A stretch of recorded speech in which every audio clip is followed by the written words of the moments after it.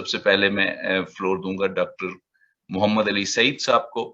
Doctor Mohammed Ali Said is principal Bahria Business School in Bahria University, Islamabad. He did his PhD in economics and MSc International Economics and Public Policy from UK. He has a rich experience as an academic with a long list of publications. One of his latest publications is relevant to our topic of today.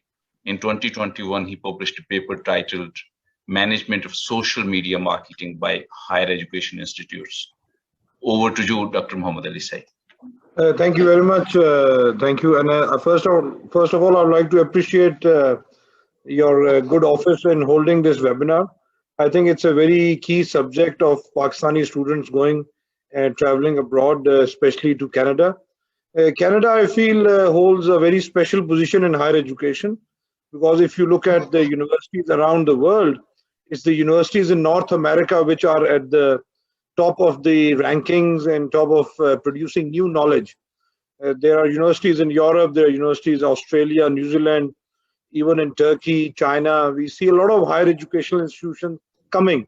But I personally think North America, because of the creation of new knowledge and new technologies, North America still remains the top of the ladder in terms of higher education institutions. And one thing that I would like to start the discussion and the debate is that if I compare myself, I've been to 3 UK universities: Cardiff for my master's, PhD, Leicester, and then postdoc in Brunel. One of the things that the UK universities have done is they have built a lot of partnership with local universities. And I think this remains one of the biggest obstacles in terms of the students traveling from Pakistan to Canada. If you compare it to UK or one or two other countries, what UK has done is these universities, they have spent their time, their academicians have flown to Pakistan, and they have directly made MOU. They have offered research grants, they have offered research partnerships, they have offered to set up laboratories in Pakistan, whereby they have built such a good relationship with these universities. But once this relationship has been built with universities at the level of faculty, and then with those relationships with the faculty doing research with their partner UK institutions, naturally when they are in the classroom, they are always talking about the UK experience, UK universities. I know so many, I have around 110 faculty members in my business school, and 80% of them who are foreign educated have come from UK. So, in the class, naturally, they are discussing their experience of academic life in the UK. They are discussing the experience they have had non-academically as well, because the students these days, the students especially that we have in our Bahria University and other universities where upper middle class or upper class studies, they're not just looking at the academic experience, they also want to travel abroad for the non-academic experience as well, in terms of some job opportunities or just living the life in a Western country. So I think, so one thing that we must start doing, and maybe the good officers of the Consul General can help, is that we need to provide confidence to Canadian universities that in Pakistan, there is a lot of good teaching and research going on. So they need to trust us and build some partnership. And these partnerships, once they are dealt at the level of the institution, they will be stronger.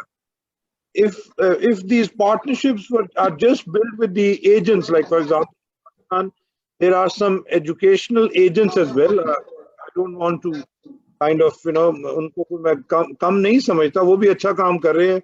They also help students to apply for Canadian visas and they sort out their travel plans as well. But I'm just saying, Canadian university can have agents on board which can help them to recruit students. It's very important that the Canadian universities recognize the good things that are happening in Pakistan. For example, we have LUMS, we have IBA Karachi, we have King Edward Medical College. We have one of the top, we have if you look at the business side, if you look at the medical side, you look at the engineering side, we have GIK. So we have very good teaching going on. We have very good research going on in Pakistan. And I think once these Canadian universities, especially at the academic level, once they give importance to Pakistan, I'm not saying they should start traveling to Pakistan, but because of COVID, we have had such good teaching experience through Zoom and MS Teams.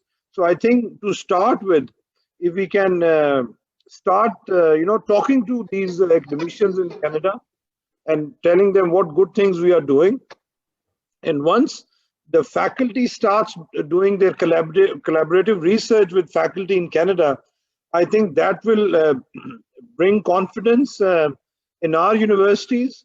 It will also, once these Canadian universities find out the intellectual level of our faculty and the intellectual of our universities, then our Pakistani students will also stand a better chance of admission in Canadian universities.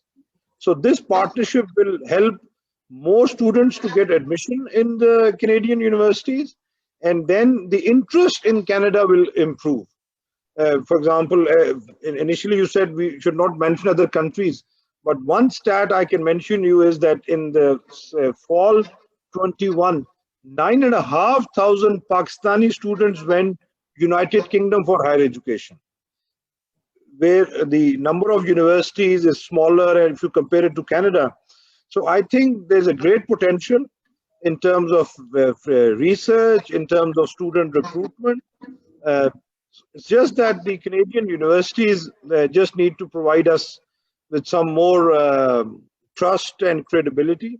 So I think that's from where I would like to start. And the other thing is in terms of the visa procedures. I think that's something that I was talking to Salma Zaid the other day as well.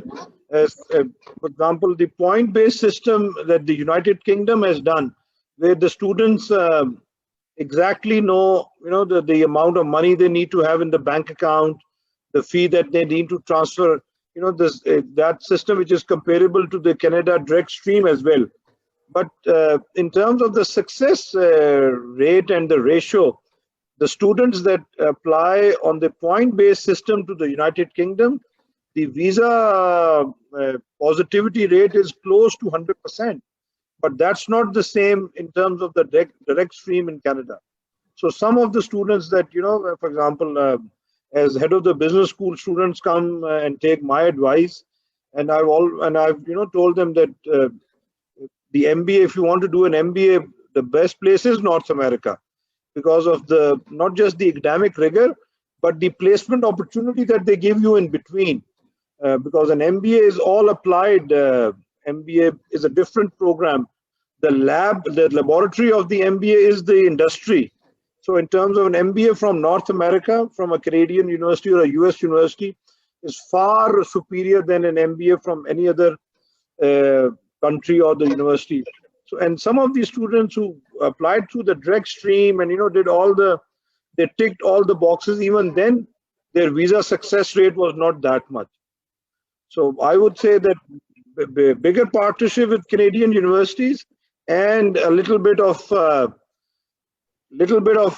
softer side from the Canadian immigration people and the Canadian visa people, that these Pakistani genuine students, who have good degrees from Pakistan, who are going to good universities in Canada, they also get a favorable response from the visa office. So this is my starting points, and I would love to hear the other panelists, and maybe I can, give in my feedback once I hear all of them. So once more, thank you very much for inviting me to the webinar. Thank you.